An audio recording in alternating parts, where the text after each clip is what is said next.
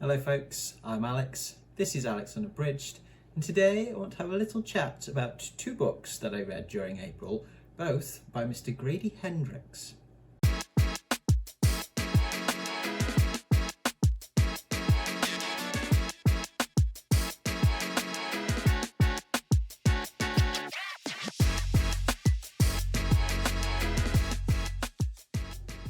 So welcome back to the channel if that is the case.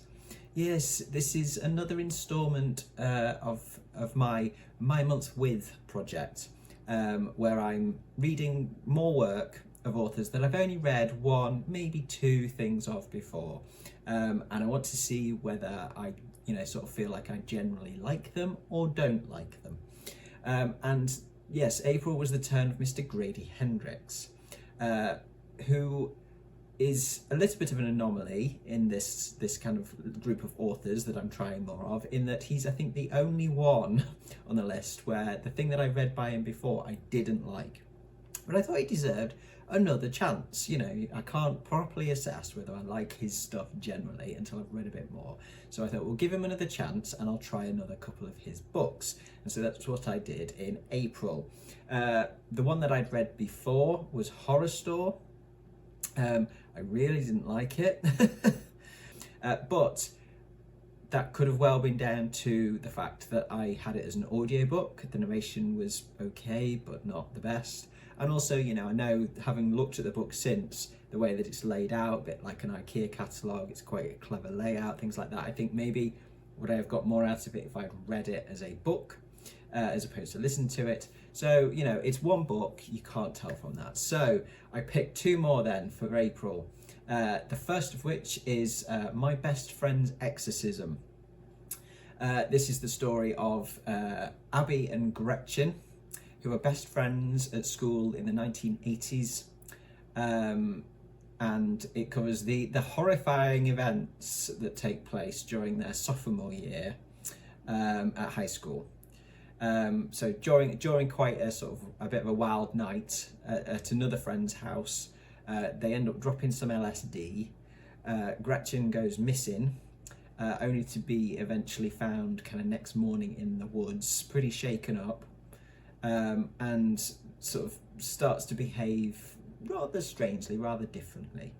And more strange and frightening incidents start to occur around Gretchen. And Abby takes it upon herself to save Gretchen, even when no one else will listen to her concerns. Everyone is dismissing what Abby is saying. Everyone except for an exorcist who is convinced that Gretchen is possessed. So there you go. That's the basic rundown of it. This wasn't bad. This wasn't bad at all. This was pretty fun in places, actually. It was fun nostalgia for sure. It was quite a tongue-in-cheek look at sort of 1980s high school culture, things like that. And it had some pretty, I think, genuinely creepy and gross horror in it for me. I think the horror elements of it were done pretty well. Abby and Gretchen were likeable characters, actually. They were well developed, and I liked their friendship, their relationship, kind of slightly outsiders to start with. They'd met earlier on when they were little, and they'd become besties, and that kind of continued through. It felt like their relationship was well established. It was well kind of portrayed. I think a lot of the other characters were quite stereotypical. There was, kind of friendship groups, etc. within this. I think a lot of the characters are pretty kind of standard, stereotypical characters for that kind of high school setting. But it worked for this for me. I didn't think it needed to be anything else. The whole thing was kind of a larger than life kind of take on, on the 1980s high school kind of drama type thing. It didn't feel like a negative that the stereotypes were there. The setting and atmosphere was really good in this, actually. It felt like a high school, an 80s high school movie type thing. I haven't seen the adaptation. I know there's a movie of it, I think, on Netflix. I haven't watched that. I probably will watch that just to see how it translates. But it did feel, it had that feel to it. And the possession kind of horror, that kind of thing, Gretchen's behaviour, all that kind of stuff, was kind of what you'd expect for a possession story. And it was pretty gross in parts. It did creep me out effectively, and that's always a thumbs up. It was, there was an element of kind of humour as well within it, in terms of it was quite over the top in places, but I kind of wanted that. It kind of felt like it needed that. One of my main criticisms of it would be that the plot feels a little bloated. It could have been shorter. The pacing felt a bit off to me at times. There were some really compelling sections, and the majority of it was a decent enough pace, but then there were some elements to it where it started to kind of feel like it was in danger of outstaying its welcome. It definitely could have cut down the length. I think Hendrix's writing's solid. There's no fancy prose, nothing like that. Doesn't need it. It's pretty straightforward. He did get the voices right for the characters, I think. Certainly in terms of this kind of, slightly over the top, larger than life sort of high school setting.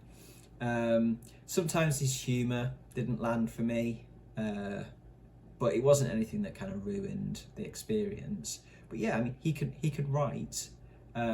It's, I can't really say that I really like his style, nor can I say that I really don't. Do you know what I mean? It's just like, it's serviceable, it works for this story, certainly. It's well enough done. I did really like the use of kind of the possession story to kind of explore, mirror, whatever you want to call it, the kind of element of growing up and kind of puberty, the kind of the fickle, volatile behaviour of teenagers, the kind of group dynamics that you get as well with like teenage girls. I think all of that kind of worked really well, and the way that it was woven into the plot worked for me, in that, kind of no one believes that Gretchen's possessed. It's put down to kind of, drugs or acting out as a teen, things like that. I think that works well within the plot.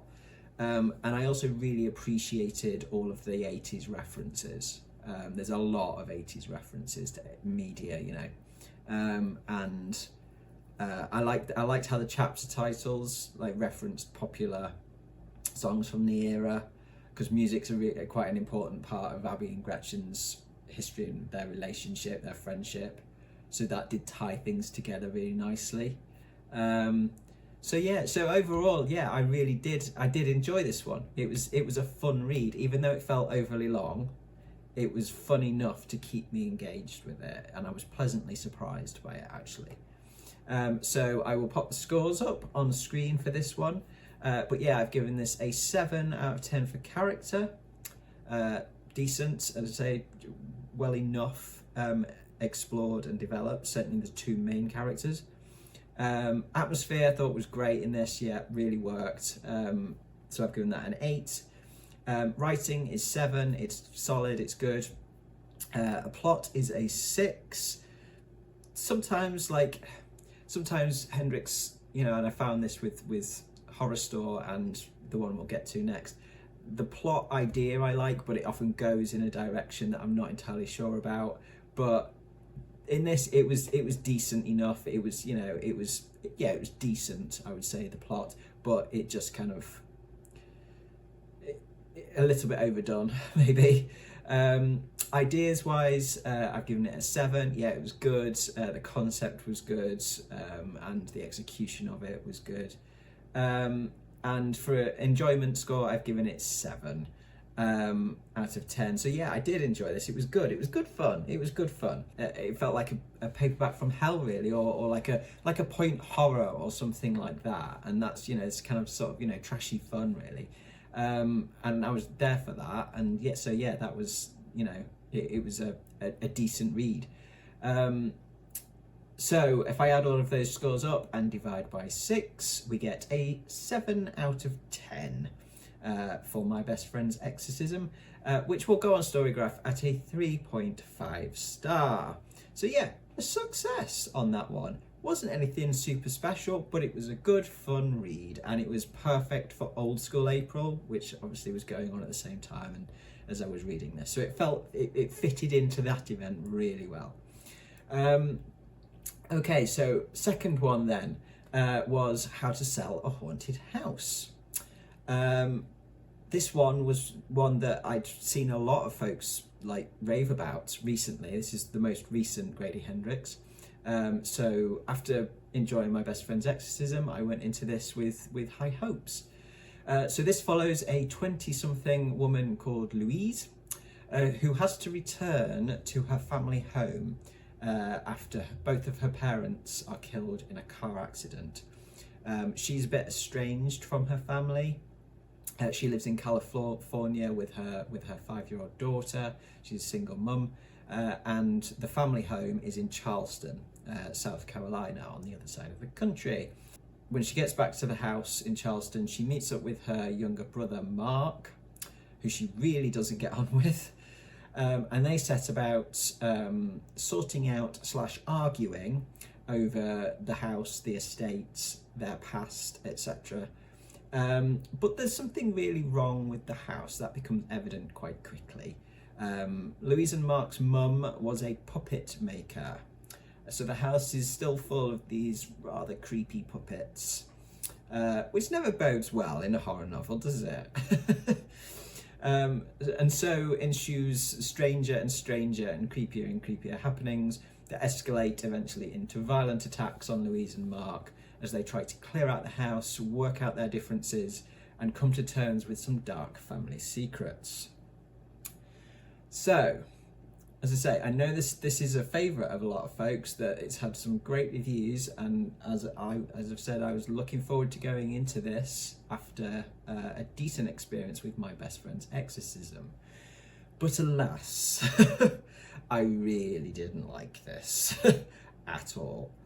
The first half of it, I absolutely hated. I was so close to rage quitting at numerous points. And if I hadn't have already DNF'd another book in April, I would have chucked this straight away. But I kind of try and limit myself to 1 DNF a month. So I kind of kept going with it. The second half did get better in terms of it was enough to at least get me to finish it. There were some better sections to it. But again, it was way too long. My main issue with not liking it is the characters. Louise is okay, kind of a little bit annoying, but okay. But Mark, oh my word, I absolutely detested him. And as I say, I think you meant to at the beginning. His behaviour to Louise and generally is just absolutely reprehensible. But the problem is that even when you learn the reasons why he's like that, why he's behaving like that to Louise, and just generally why he is how he is, the reasons you're given, my opinion was so low of him at that stage that nothing was going to turn it around. Nothing was going to redeem him to the point at which I actually rooted for him. And there are moments when you think, oh, is he actually finally turning it around? Or he is actually showing that he's actually flipping human, and he actually thinks about somebody else other than himself for a minute. And you think you reached a turning point, and then afterwards he immediately goes and spoils it by being a complete asshat again. So, no. No. There were quite a lot of extra characters in it that don't really add that much, to be honest, for me, in terms of into the story. In my opinion, they're part of the bloat that I feel in this. There are multiple occasions where characters just act in a way that just doesn't feel believable to me. The atmosphere as well, felt, I don't know, it just kind of felt flat. Whether it's because like I was already like ragey about the characters and just generally just not really enjoying myself, I don't know. But yeah, just it didn't have a real kind of sense of atmosphere, of place, things like that to it. Which, you know, it's a haunted house thing. You need to have that atmosphere really come through for me in a haunted house book, and it just didn't. The bits that worked for me were some of the action sequences, action horror sequences in the house. That's where I think it was strongest, and where I actually enjoyed those sections. I was actually like, oh yeah, come on, there's something here. I could actually like have a bit of fun with those. But unfortunately, they were just few and far between, really, and they don't properly get going until the latter part of the book. Some of the humour was good as well. Actually, some of the humour landed in this for me. Some of it didn't. Again, I did enjoy bits from Mark about joining a you get his backstory in it. He joined a radical puppet collective when he was at university. And I found some of that stuff quite amusing, actually. I think that because it takes me back to the whole idea of radical theatre collectives and stuff like that from when I was at university. And so it just kind of, I think I could relate to that a bit better, because there's a lot of this I couldn't relate to at all. But yeah, the plot just didn't really work for me in this, though. It kind of felt quite predictable. The major twists in it, which I'm not going to spoil, don't worry, they just felt telegraphed to me too blatantly. It was too easy to see what was coming, and certainly there's one of them where I saw it coming, but I was hoping that was wrong, because if I was right, then it was going to open up a whole new sort of section of the plot, and it was going to go on longer, and I was just like, ugh. And I mean, I love stuff with like creepy dolls, creepy puppets, haunted house stuff. I like that kind of thing, but I didn't find this scary. A bit creepy at best, but it could have worked so much better if it had been punchier and just less full of Mark and Louise's conflict as brother and sister, or the family stuff, which I just found rage making, and just either that or just a bit boring. But what action and horror there was lost in the midst of that kind of other stuff, and it just, as I say, I just found it kind of infuriating. So yeah, it's a shame really that I really didn't take this one, because I like the concept and the ideas here. Again, a haunted house, family secrets, creepy ass puppets should be all good really for me, but the direction that it goes in and how Hendrix does it just didn't work for me. So my scores for this one I'll pop up on screen. We've got a 4 for characters. Didn't like the characters at all, and also, as I say, don't think that, for me, they weren't believable. They didn't feel believable. Atmosphere is a 4. As I say, I don't know what, that's probably just a me thing, but I just didn't feel the atmosphere at all. Writing is a 6. It was fine. It was the actual writing craft, if you like, was fine. It's decent. Plot is a 3. Yeah, really didn't like the plot of this. Ideas is a 4. It was decent ideas, but there's, again, as I say, I like the concept. I like some of the ideas, but just not the execution at all. And the enjoyment of this is a 2. Yeah, I got through it, and there were a few moments in it where I kind of went, oh yeah, this is quite fun. This is quite a fun few pages. But out of, however many pages it was, 400 and something, yeah. So if I add all of those scores up and divide by 6, that gives us a 3.83 out of 10. I will round that up to a 4 out of 10, and that will go on Storygraph at a 2-star. It's not a bad book per se, objectively speaking. It's just really not for me. I can't bring myself to give it a 1 star, because that's reserved for stuff that I just can't really find anything good in at all. And there were, as I say, there were elements to this where I just wish there were more of those side of things, like the horror action, some of the horror action. I wish Hendrix had gone much more full into that than the family drama type stuff. So I can't give it a 1. I didn't detest it that much, but it certainly can't go higher than a 2-star, or 4 out of 10 I think is a fair one for me on that. So yeah, as I say, not a bad book. I don't think it's a bad book per se. It's just really not for me. So after reading these two, then will I be reading more Grady Hendrix? I doubt it. That's 3 of his now that I've read. The one, My Best Friend's Exorcism, was good fun. Was good fun for the occasion, and I'm more than happy to say I enjoyed that one. Yes, that was good fun. But the other 2, Horrorstor and How to Sell a Haunted House, I've really not liked those. It's not just been of like, oh, they were okay, but I've just really not enjoyed my time with them. I just don't think he's for me. Yeah, as I say, I love his concepts, his ideas. Like reading the synopses for all of his books, I think, oh, that sounds great. I really like that idea and stuff. So I'm kind of with him on that, but unfortunately for me, the execution just isn't for me, I think. So yeah, I think I'll just call it quits here. It's just a personal thing of he's not for me. I know he's a big favourite for a lot of folks, and I'm really glad if you get stuff out of his work. That's fantastic. But yeah, I think I'm done. So who's up next then for May's My Month With? That would be Mr. Eric LaRocca. So we're staying with the contemporary horror writers, albeit one very different to Grady Hendrix in style and everything.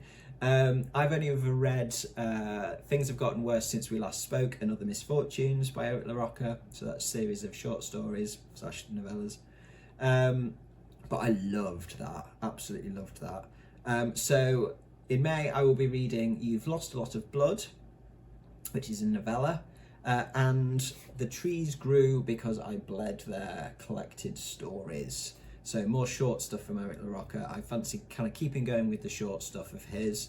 I might try his novel at some stage, but I want to get through his short stories first, because he's got some, like, that's what I loved about that collection that I read of his, is like the punchiness of those short stories. So I'm going to read some more of his stuff. It's Horror Mayhem this month as well, so these will fit in great for Horror Mayhem. So yes, that is it from me today then. Thank you very much for watching, folks, as always. Do drop your thoughts in the comments below. Do let me know how you get on with Grady Hendrix. As I say, is he a favourite of yours, or have you had similar experiences to me? I will be back on Tuesday with a tag video, the intimidating TBR book tag. So I do hope you will join me then for that. But from me, for now, that's ta-ra.